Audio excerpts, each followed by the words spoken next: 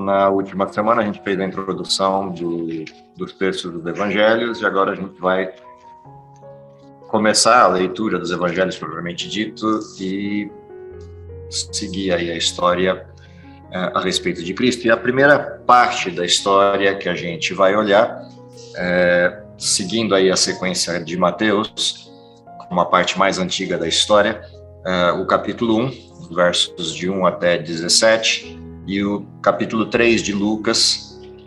Ambos os capítulos descrevem aquilo que é ou que forma os antecedentes históricos de Jesus ou a genealogia de Jesus. Usualmente, genealogia não é um assunto tão agradável de se estudar ou de se ler, mas no caso específico da genealogia de Jesus, na forma como tanto Lucas quanto Mateus escolhem escrever, tem alguns conteúdos importantes e interessantes para a gente observar. Então vamos começar por aí. Se alguém quiser compartilhar ou puder compartilhar com a gente a leitura, quem puder ler para a gente Mateus capítulo 1, verso 1 a 17, se manifeste. Pode levantar a mão ou pode avisar a gente que você vai ler. E eu preciso de um segundo que leia para a gente Lucas, o capítulo 3, a partir do verso 23. Então, quem pode ler para a gente Mateus 1? Oi? Eu leio Lucas. Ok, Miriam Lucas, capítulo 3, verso 23 em diante. Quem pode ler Mateus? Eu posso. Então, Mateus capítulo 1, versos 1 até 17. Essa é a referência para a gente aí. Genealogia de Jesus.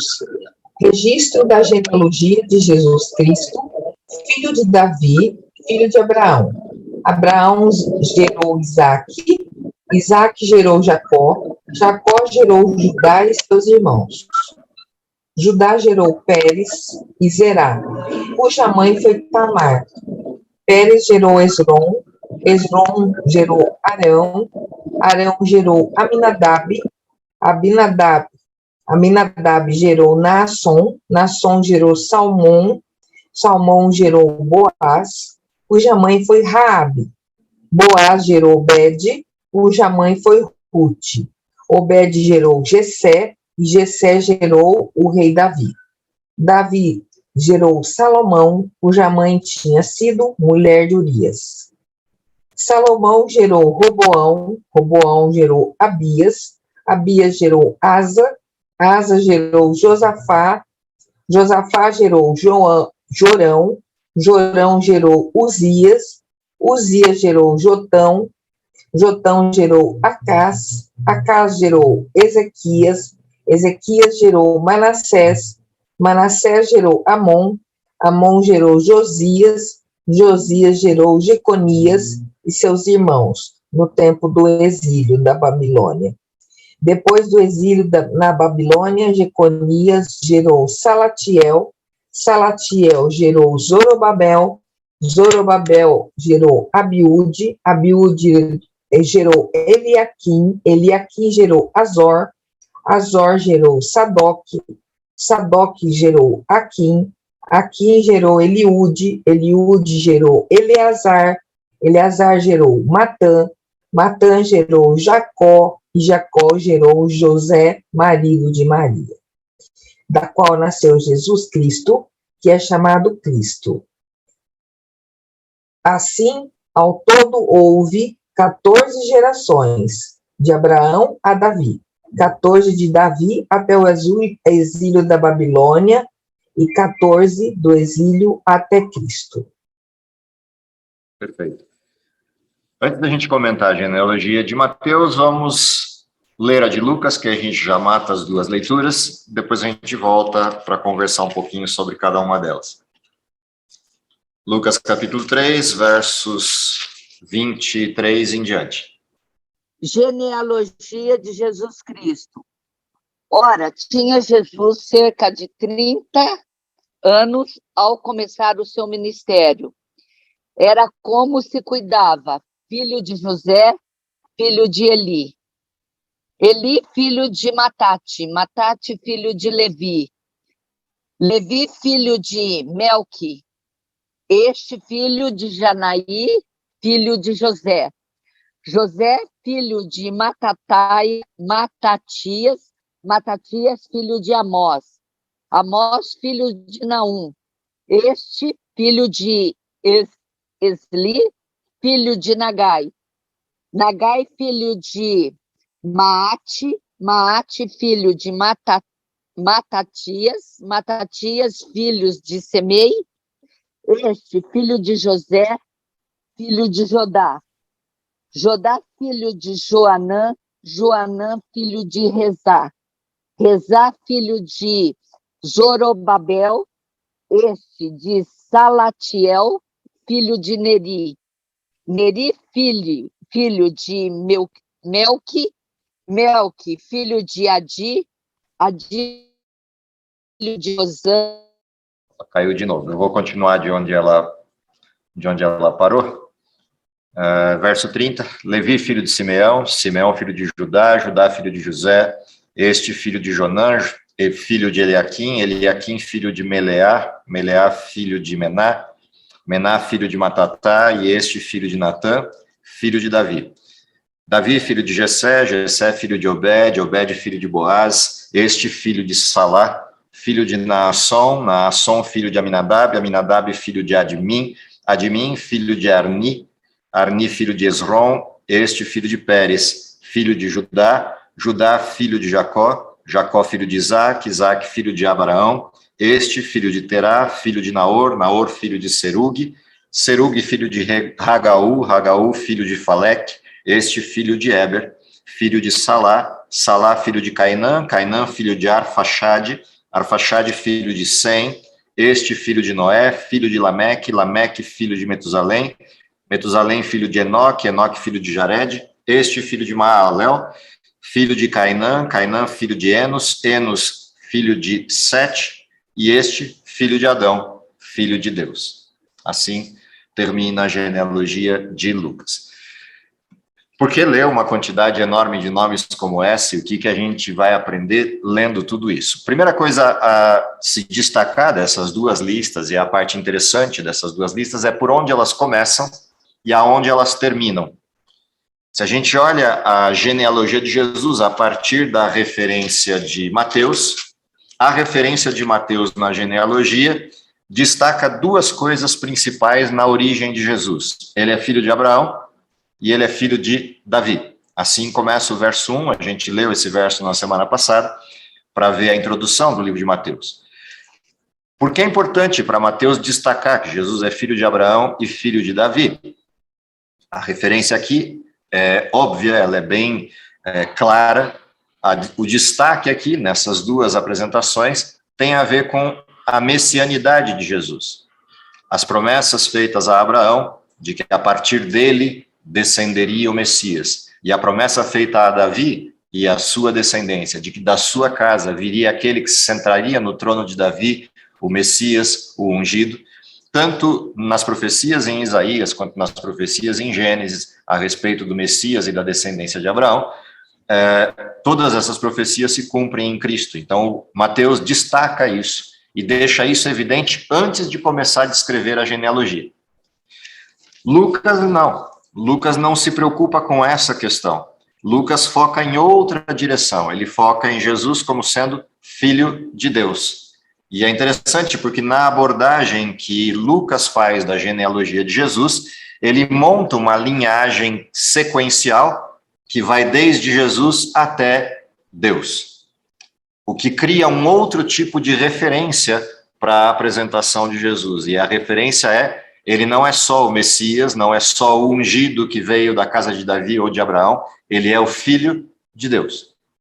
E Lucas, com bastante propriedade, descreve os milagres de Jesus, que, de certa maneira, descrevem o poder de Jesus nessa referência da sua origem, nessa referência do seu processo de origem por trás da cena. Então, essa preocupação é a preocupação essencial de Lucas. A segunda coisa curiosa na genealogia que Lucas traz é que a genealogia dele é uma genealogia exaustiva. É nome que não acaba mais, afinal de contas, ele abrange um período mais amplo do que o período que Mateus percorre. Mateus vem de Abraão até Jesus, Lucas vai de Adão até Jesus, mas não só por isso a genealogia descrita por Lucas é maior, porque se a gente olhar de Abraão até Adão, a gente encontra algumas gerações a mais no texto, mas se a gente pegar de Abraão até Jesus, Lucas é muito mais amplo em nomes do que Mateus. Mateus tem uma genealogia resumida, recortada, é um pedaço da genealogia de Jesus, enquanto Lucas parece ter uma genealogia quase completa. Não é completa, mas é quase completa. O que também é parecido com o estilo de Lucas de ser um historiador, um biógrafo. Então, isso também chama atenção na genealogia. Mas essa é a parte periférica das genealogias. A outra coisa curiosa das duas é que, se você comparar as duas listas, a gente vai perceber na comparação das duas listas, primeiro, que tem um monte de nome faltando em Mateus, mas não só isso. Tem um monte de nome diferente em Lucas. Então, não só o fato das duas genealogias terem tamanhos diferentes chama a atenção, mas o fato de que parece que elas são duas genealogias de famílias totalmente diferentes. Tirando 4 nomes que são semelhantes nas genealogias, Zorobabel, Salatiel, José, tirando esses nomes conhecidos, né, da genealogia, Abraão, todos os demais nomes parecem ser nomes novos na genealogia de Lucas. O que significa dizer que ou eles pesquisaram arquivos errados de nomes, arquivos diferentes de nomes, ou tem alguma coisa diferente na forma como cada um deles percorreu a ascendência, ou a ascendência de Jesus, ou a genealogia de Jesus. Há algumas hipóteses para isso. A primeira dessas hipóteses, enquanto referência, é o fato de que, ao Mateus saltar gerações, Mateus escolheu, na corrente familiar, uma tipologia de nomes, e Lucas outra. O que não é incomum nas genealogias judaicas. Seja por uma referência de você ter, dentro de uma família, mais de um nome de descendentes ou ascendentes, e na hora de remontar a genealogia você pega filhos distintos daquela mesma corrente familiar, ou por situações de substituição de nomes. Não era incomum na civilização hebreia alguém se tornar viúva, por exemplo, e pela lei levítica, uma outra pessoa da família, um dos irmãos disponíveis na família, tomava aquela viúva por esposa. Não é incomum isso de acontecer dentro das genealogias. E aí, dependendo de qual corrente você pega para montar essa árvore genealógica, vai ser o nome que você vai trazer nessa ascendência. Independente de quais sejam as formas e o percurso que cada um dos dois evangelistas fizeram para encontrar os nomes da genealogia de Jesus, o fato é que elas têm uma diferença substancial em termos dos nomes descritos ali. Quando a gente avalia a quantidade de nomes, há uma outra curiosidade interessante, que é o fato de que, se você comparar a idade média, em termos de tempo, desde o início da genealogia até o final dela, você vai perceber que o tempo médio na genealogia de Mateus dá algo em torno de 36, 37 ou 38 anos, de intervalo entre as genealogias, entre os nomes da genealogia. Quando você pega o tempo médio da genealogia de Lucas, a gente percebe na genealogia de Lucas um enxugamento disso. O tempo médio pode estar aí entre 24, 25, 26 anos, até 28 anos. E essa é uma outra coisa interessante nesse percurso, de observar que o fato de uma genealogia ser exaustiva e a outra não, mostra que o intervalo de tempo entre as gerações é menor, na de Lucas, obviamente. E isso também é uma curiosidade no fenômeno, o que mostra que a escolha de nomes foi distinta entre os dois sujeitos. Bom, a gente continua esse processo. Qual é a parte interessante da genealogia de Mateus, quando a gente começa a olhar o foco, a maneira que Mateus usa para escolher a genealogia? Mateus separa a genealogia em 3 blocos. Um bloco de 14, outro bloco de 14, outro bloco de 14. E até mesmo isso não é exato, no sentido primário da leitura. Porque se a gente observar a leitura, nós não vamos ter 14, 14, 14, a gente tem 14, 15 e 13. Porque o nome de Jeconias, que está ali embaixo na época do exílio é repetido na genealogia.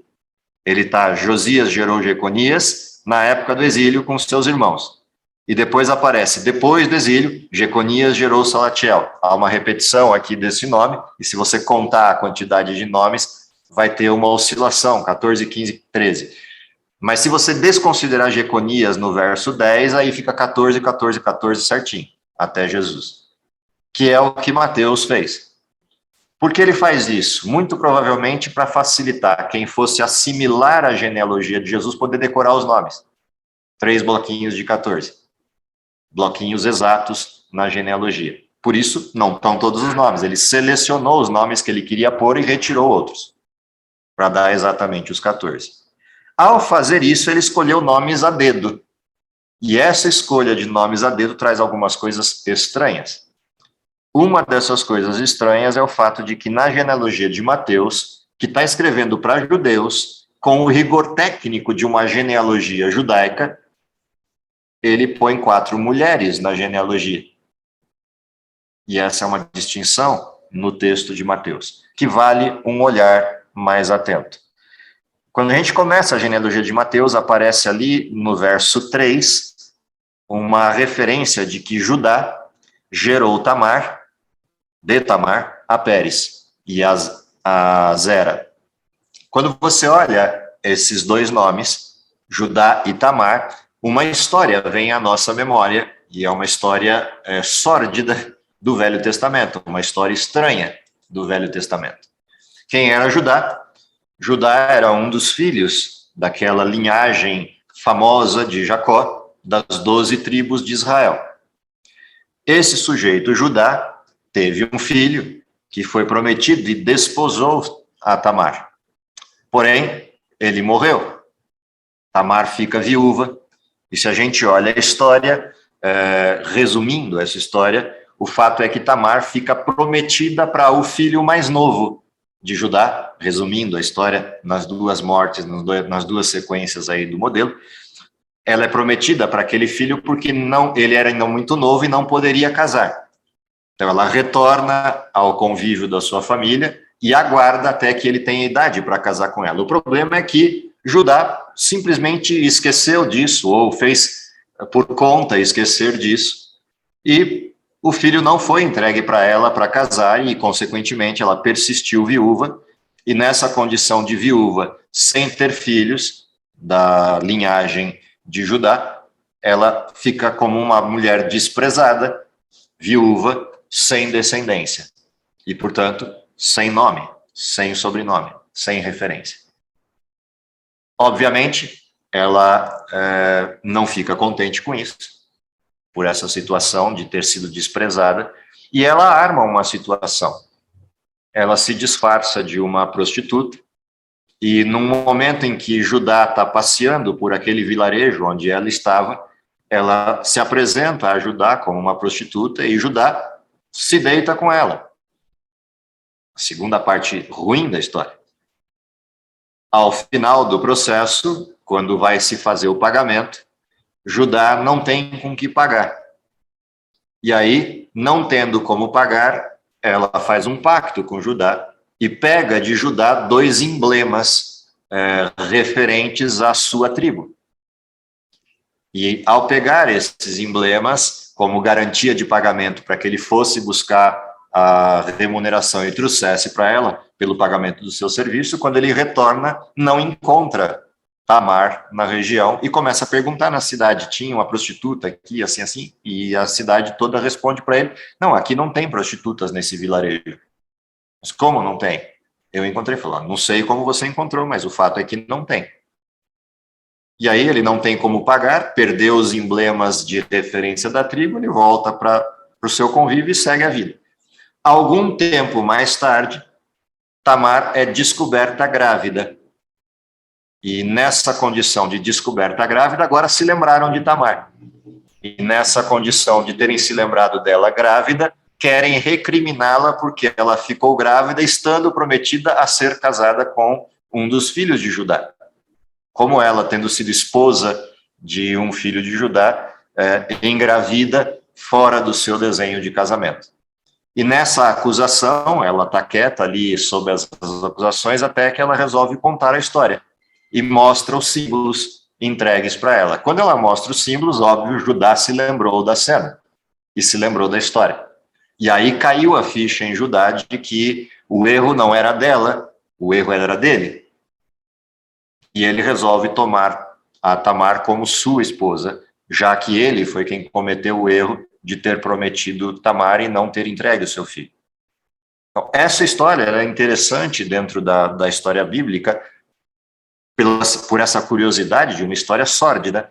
Por que Mateus, um escritor para judeus, se preocuparia em trazer Tamar com uma história dessa para dentro da genealogia de Jesus, uma vez que a preocupação inicial de Mateus é mostrar Jesus como Messias e como rei, e agora mostra na ascendência de Jesus uma história que qualquer escritor gostaria de esconder. Não bastasse essa história, se a gente continua lendo a referência, aparece uma outra pessoa na história, um pouquinho mais abaixo na história, aparece Raabe, ali no verso 5 da genealogia de Mateus. Raabe também é uma história que a gente procuraria esconder da ascendência de Jesus, se quisesse mostrar Jesus como uma pessoa digna. Raabe é outra prostituta, esta na história de Jericó e na invasão do povo de Israel à cidade de Jericó. A história a gente se lembra, os espias foram observar a cidade, daqui a pouco alguém percebeu que tinha espiões dentro da cidade, eles tentaram fugir e foram protegidos e escondidos por Raabe. E Raabe faz um pacto com esses espias, se ela pode, na invasão israelita, ser preservada da invasão, não ser morta. E eles fazem o pacto e pedem para ela colocar um fio de escarlata, uma fita de escarlata, para fora da sua janela, e ela seria preservada, porque todos os do exército israelita saberiam que o lugar onde encontrassem essa fita escarlata é a pessoa que salvou os espias. E Raabe é preservada. Sendo preservada, ela vem para conviver com os israelitas. Ali ela se casa, e aparece aqui com quem? Ela se casa com Salmão, e dela nasce um filho, de nome Boaz. Essa é uma segunda história que é estranha de estar na estrutura de Israel. Uma prostituta que adentrou o povo de Israel, e dela nasce um filho chamado Boaz, que se casa com a terceira mulher do texto da genealogia. Essa terceira mulher é Ruth. E Ruth tem uma outra história sórdida por trás, não a dela, porque a história de Ruth é uma história maravilhosa. É uma garota moabita, estrangeira, que se casa com um dos filhos de Noemi. Os filhos de Noemi morreram, o esposo também. Noemi ficou viúva com as suas 2 noras. A história a gente conhece, ela volta para a sua terra, a cidade de Belém. E, curiosamente, uma das suas noras, quando Noemi faz a proposta de que elas voltem para suas famílias, porque Noemi literalmente não tem nada, não tem herança, exceto uma casa que deve estar caindo aos pedaços lá em Belém, de tanto tempo que ninguém mantém, e ela vai voltar para viver da boa vontade dos parentes, se quiserem ajudá-la, porque ela não tem literalmente nada. E uma das noras resolve ir para a sua família, voltar para suas origens, e Ruth não. Ruth decide seguir Noemi e cuidar de Noemi, independentemente do que fosse acontecer. E aquela frase célebre do livro de Ruth, o seu Deus será o meu Deus, seu povo será o meu povo, aquela frase espelha o caráter de Ruth. Ruth é uma pessoa interessante para a gente lembrar na genealogia de Jesus, sob o ponto de vista do seu caráter, mas não da sua nacionalidade. Quem eram os moabitas? Para essa história, a gente tem que voltar à história de Abraão. E lá na história de Abraão, a gente vai encontrar um momento em que Jesus vem visitar Abraão com mais 2 anjos. E ele vem para um propósito específico, anunciar a destruição de Sodoma e Gomorra.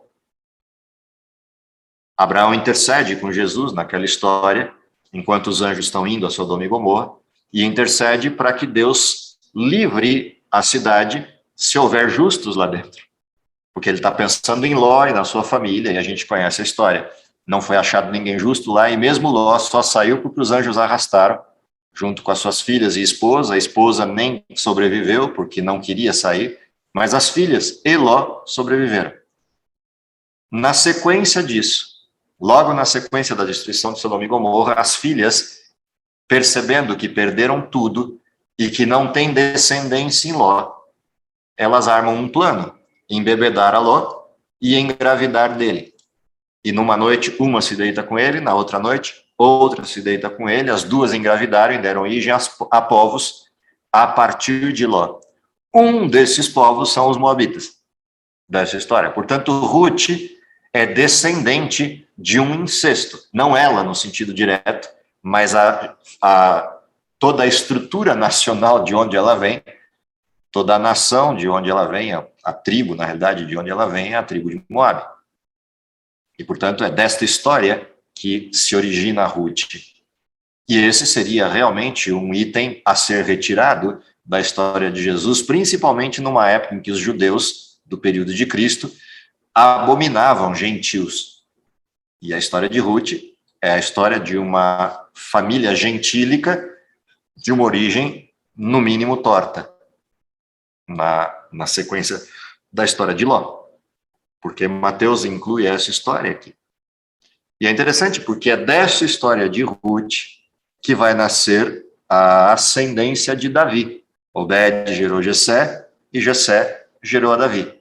Ao resgatar a história de Ruth, curiosamente, ele também resgata a ascendência do maior rei de Israel.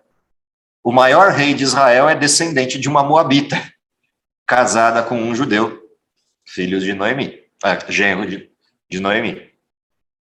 E esse judeu é filho de uma prostituta de Jericó. Portanto, algumas coisas Mateus está trazendo à memória dos judeus, de que as pessoas mais caras para os judeus têm alguma coisa torta na sua ascendência. E mais do que isso, os judeus são descendentes de Judá. E Judá se casou com Tamar. Mateus está trazendo à memória do povo hebreu, do povo judeu em particular, que a sua ascendência não é tão pura quanto eles imaginam. Ou pelo menos não é tão pura quanto os fariseus batem no peito para dizer que são descendentes de Abraão. Mas nenhum deles faz questão de dizer que são descendentes de Tamar, descendentes de Raabe, descendentes de Ruth. E Mateus refresca a memória deles. Mas a história não para aí. A história descreve que o maior dos reis, que é Davi, teve um filho com uma outra mulher, que essa nem o nome ele cita. Só diz que foi aquela que era mulher de Urias. E ele faz questão de lembrar esse detalhe. Davi teve um filho chamado Salomão, cuja mulher não era dele, a mulher era de outro sujeito, Urias. E o segundo maior rei de Israel, depois de Davi, Salomão, também tem uma origem torta. Ou seja, em metade da descrição da genealogia de Mateus, ele faz questão de lembrar 4 coisas importantes para o povo hebreu, para o povo judeu. A origem deles tem dentro dela gentios. E os que não são gentios têm vida torta. Por que trazer isso na ascendência de Jesus? Se a gente observar, tem uma quinta mulher na genealogia, e essa só aparece no final. E num detalhe muito interessante, na forma como Mateus escreve, ele deixa bem claro que José não é pai de Jesus. O verso 16, ele diz assim: Jacó gerou José, marido de Maria, da qual nasceu Jesus.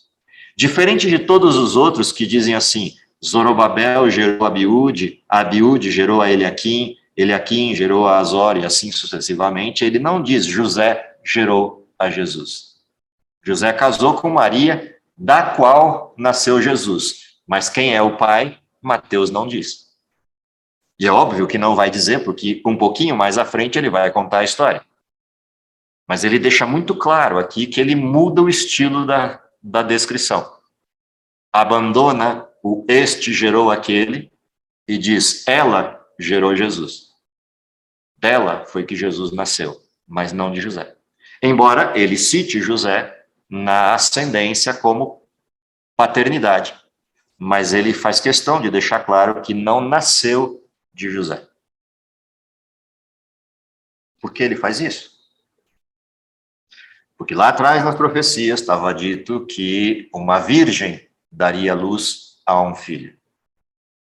E ele destaca aqui que o filho não é de José. Embora José tenha assumido Jesus como filho, e nos registros históricos do povo hebreu, vai estar lá, se você for dentro da sinagoga onde Jesus teria sido registrado, você encontraria o registro de Jesus como filho de José, lá no templo ou na sinagoga.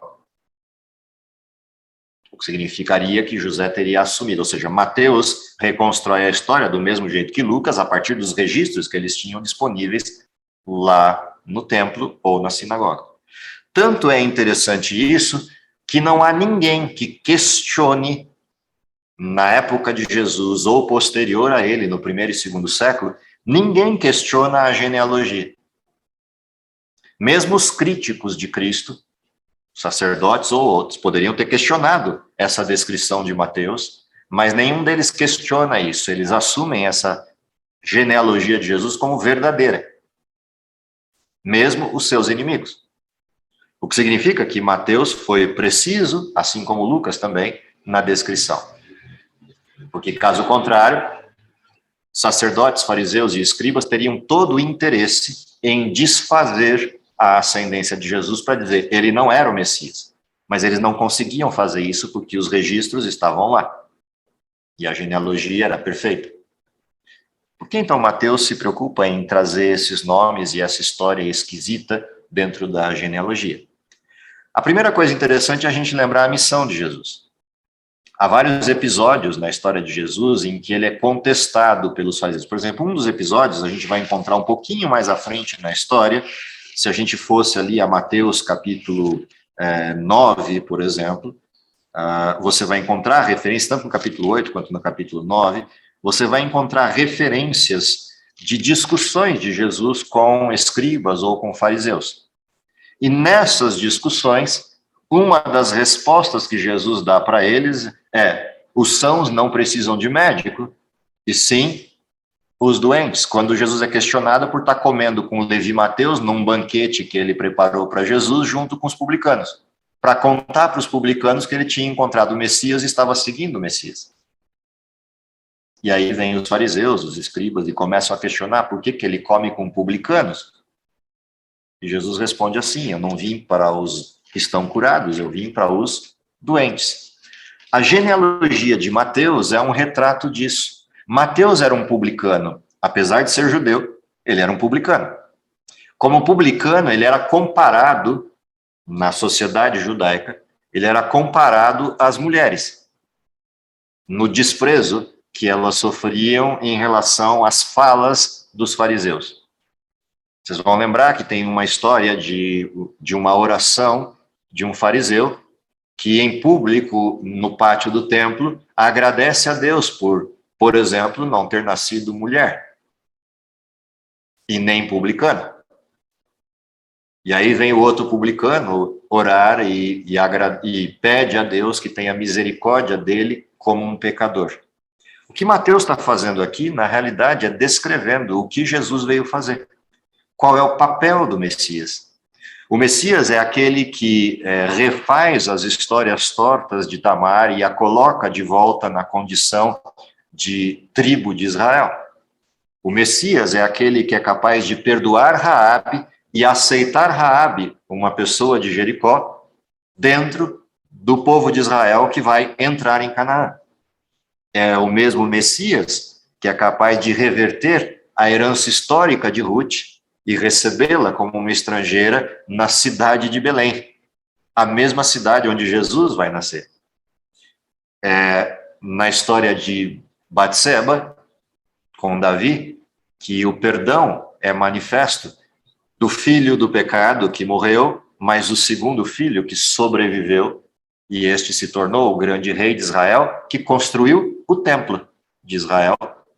O bem mais precioso na cultura religiosa israelita foi construído por um filho descendente de um adultério. Jesus é capaz de superar isso e perdoar até mesmo isso. E a história termina com Maria, que tem um filho bastardo, e esse filho bastardo é o Messias. Essas expressões todas resgatadas por Mateus, na realidade, mostram para os judeus que o evangelho é capaz de abranger muito mais do que eles imaginavam, que era só a libertação do povo romano ou um rei que viria para restaurar a soberania de Israel. Não, o Messias não veio a esse serviço. O Messias veio salvar o perdido. A parte interessante disso, quando você observa essa maneira que Mateus escolhe para descrever, é que Mateus também está descrevendo que o evangelho não atinge só judeus. O evangelho é para sujeitos de Moabe, é para sujeitos de Jericó, é para sujeitos de toda a terra. O evangelho é para judeus e para gentios.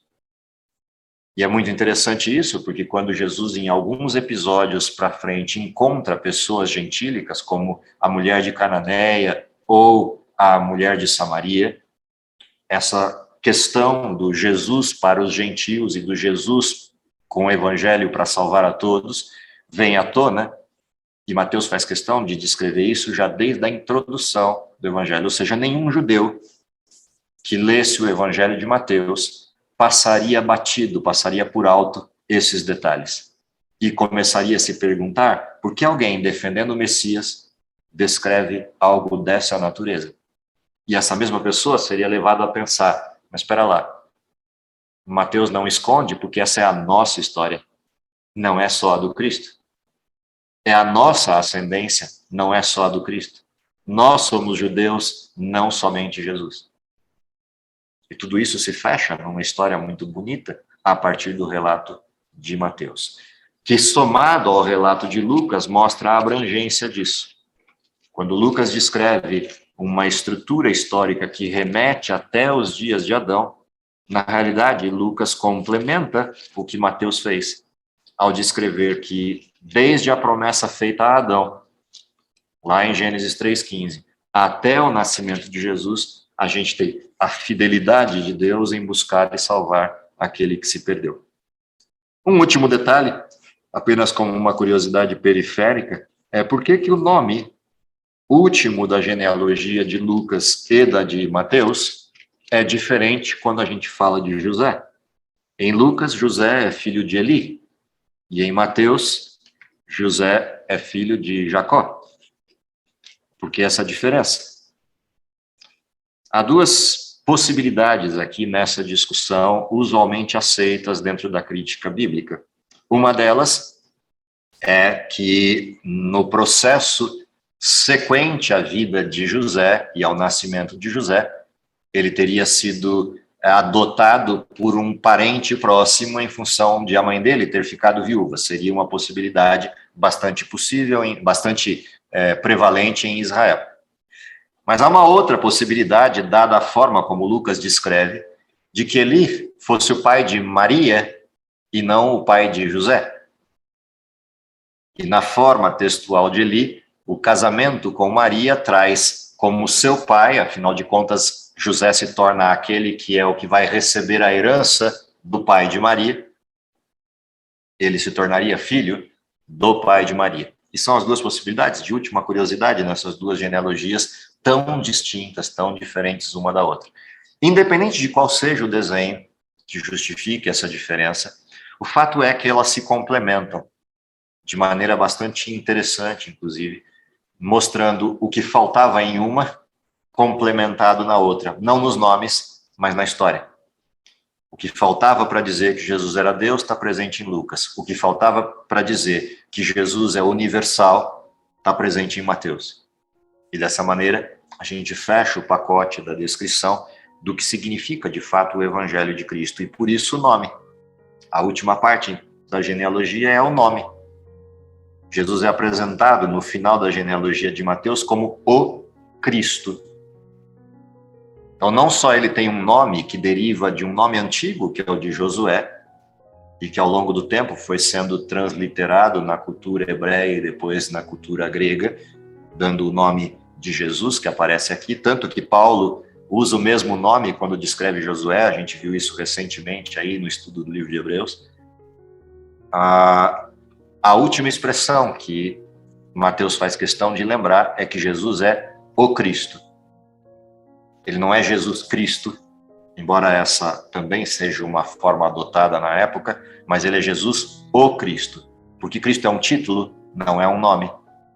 E o nome Cristo quer dizer ungido, que é exatamente o que a gente encontra lá em Daniel, no capítulo 9, quando a profecia a respeito do nascimento de Jesus e da messianidade de Jesus é dada em tempo.